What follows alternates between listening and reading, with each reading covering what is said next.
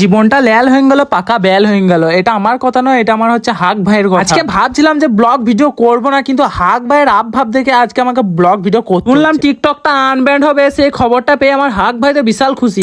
গাড়ি চালাবো ফাঁকে ফাঁকে।